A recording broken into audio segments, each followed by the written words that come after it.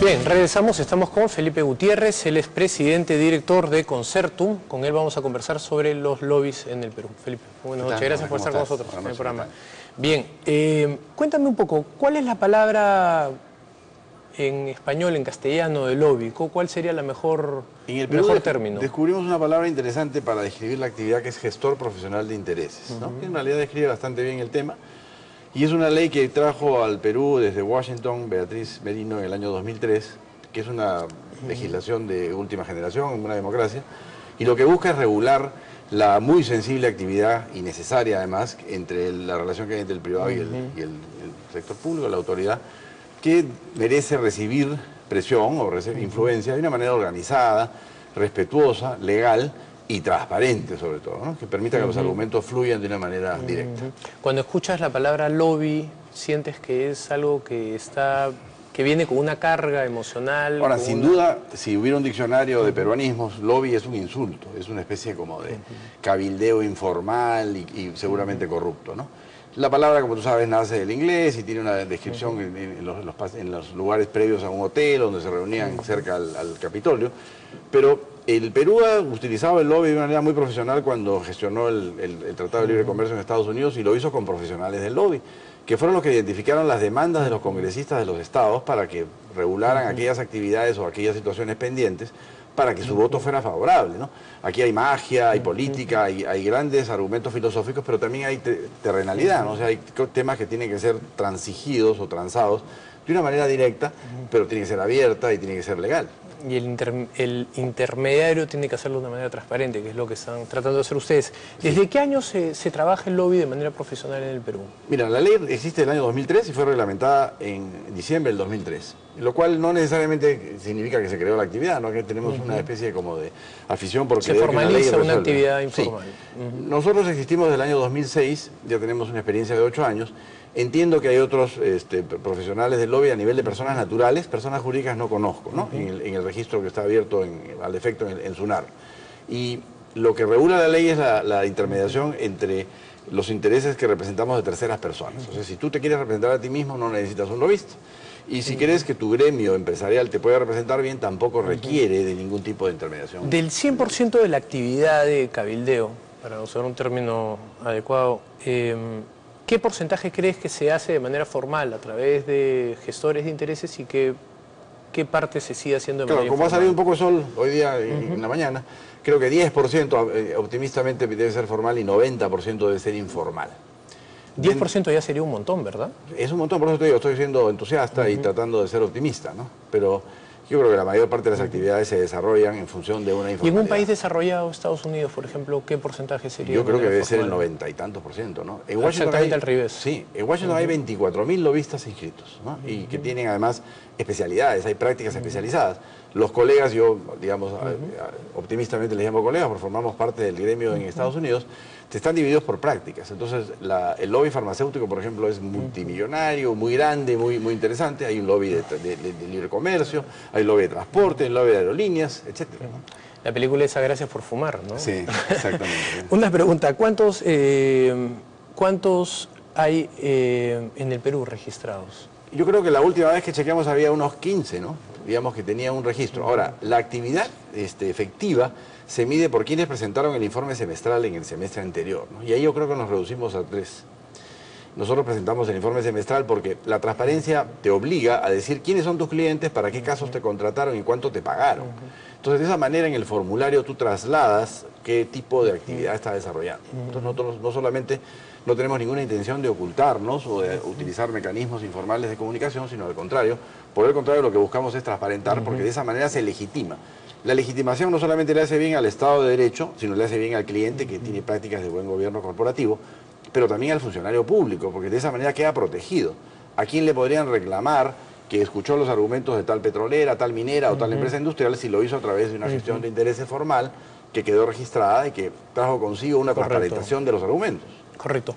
Cuando lees los correos de Cecilia Blume, los correos que le envía Mayorga al ministro Pulgar Vidal, donde sostiene que los que tienen que hacer esas presentaciones son las empresas, ¿eso se constituye lobby o para ti eso es una manera informal de abordar? Gestión profesional de intereses no es. Ahora, hay que decir en honor de la verdad y para no hacer escándalos, sino tratando de ser muy puntual, ¿no? En el caso de Cecilia o de cualquier persona privada, uno, si es director de una empresa, tiene perfecto derecho a gestionar los intereses de esa empresa con el ministro con el cual tenga algún tipo de relación. Es el ministro que tiene que tener mucho cuidado de qué hace con esa comunicación.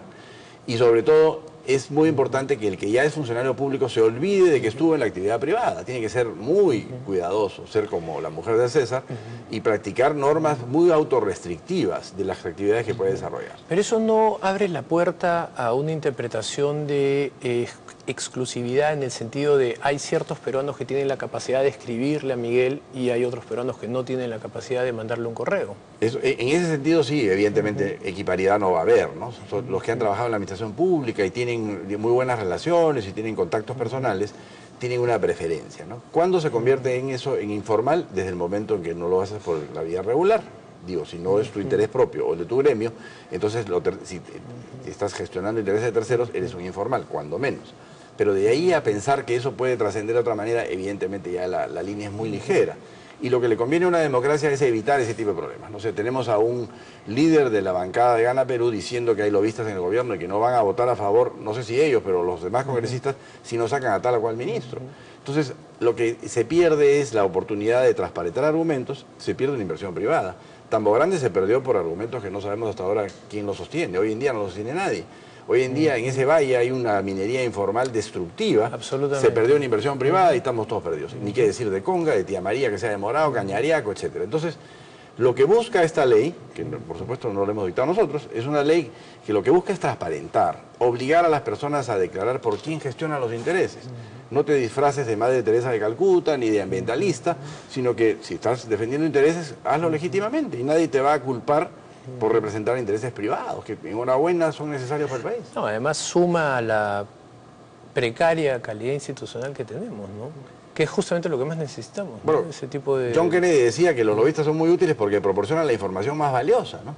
Los abogados, yo también soy abogado, pero los abogados cuando gestionan un expediente lo hacen en función de un trámite descrito en la Ley de Procedimientos Administrativos y tienen un determinado límite. Los gestores de intereses deberíamos tener un límite mucho mayor, podemos utilizar argumentos económicos, argumentos políticos, argumentos sociales. Nos tenemos que poner en la circunstancia que enfrenta el funcionario público en ese momento a la hora de tomar la decisión. Cuando te pregunto qué porcentaje pasa por la vía formal e informal, tú me dices más o menos un ratio 9-1, informal a formal, lo que significa que ese 90% asume que ir por la vía informal o es más barato, o es más directo, o es más eficiente. O es más cómodo, ¿no? O sea, en el Perú y se asocia, disculpa que sí, te interrumpa, pero claro, se asocia naturalmente con corrupción, ¿no? Bueno, la asociación no debería ser automática, no quiere decir que porque tú haces algo informal se convierte en corrupto. Cuando menos es completamente irregular e inconveniente. Entonces, estás apostando que nunca te van a descubrir, estás apostando a que nadie te va a señalar con el dedo, cosa que además en el Perú es imposible. Si hay algo que funciona muy bien en el Perú es la capacidad de descubrir cosas, ¿no? Y de difundirlas. Entonces, es importante que se vea lo que pierde la democracia como consecuencia de no utilizar los caminos regulares. Y esta semana Anonymous acaba de descubrir que una vez que se han colgado los Cornejo Leaks en internet, aparentemente la PCM le ha solicitado a Telefónica que baje esas páginas, o sea, queriendo encubrir la información que hay ahí, ¿no?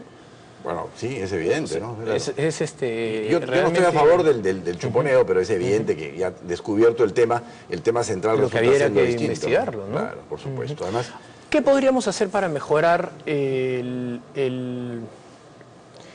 rubro, digamos, de la gestión de intereses? ¿Qué es lo que tú crees que limita a que ese 10% se convierta en ese 90% como en Estados Unidos? Hay que difundir, primero, hay que... ¿Es un tema cultural? Sí, ¿son costos, regulaciones? Sí. A ver, el que existe una ley no quiere decir que el problema está resuelto claramente en este y en todos los casos. Lo que necesitamos es que la ley se aplique, pero que se aplique con la voluntad. El empresario tiene que identificar cuáles son las ventajas de transparentar su actividad. Y no solamente son ventajas de cumplir con la ley, así como pagan impuestos, a regañadientes o no. Acá lo que le permite cumplir la ley es transparentar sus argumentos y evitar entrar en una zona de tremenda vulnerabilidad. Ganar un negocio en las condiciones informales de un cabildeo puede ser catastrófico. Lo saben las grandes empresas del mundo en todas partes.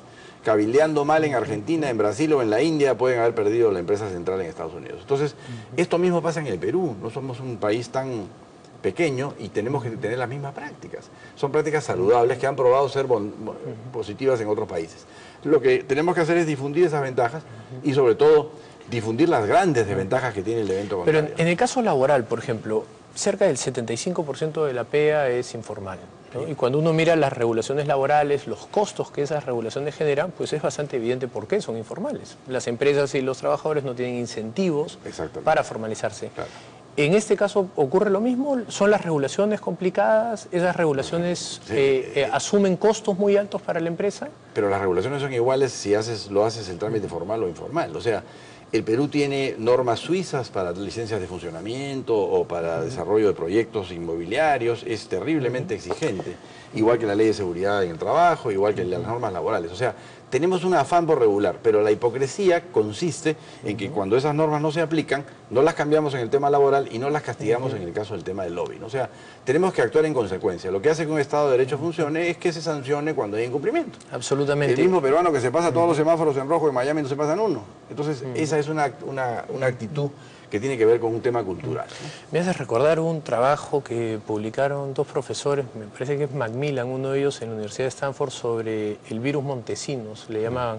Lo que ellos estaban estudiando era cómo se socavaba una democracia desde adentro, y habían utilizado el caso de Vladimiro Montesinos, y ellos medían en función de réditos de popularidad por básicamente preferencias reveladas, cuánto invertía él. Y los costos de un congresista eran bajísimos, los costos de un juez eran más bajos aún, los costos de un medio, de un canal de televisión eran altísimos, claro, ¿no?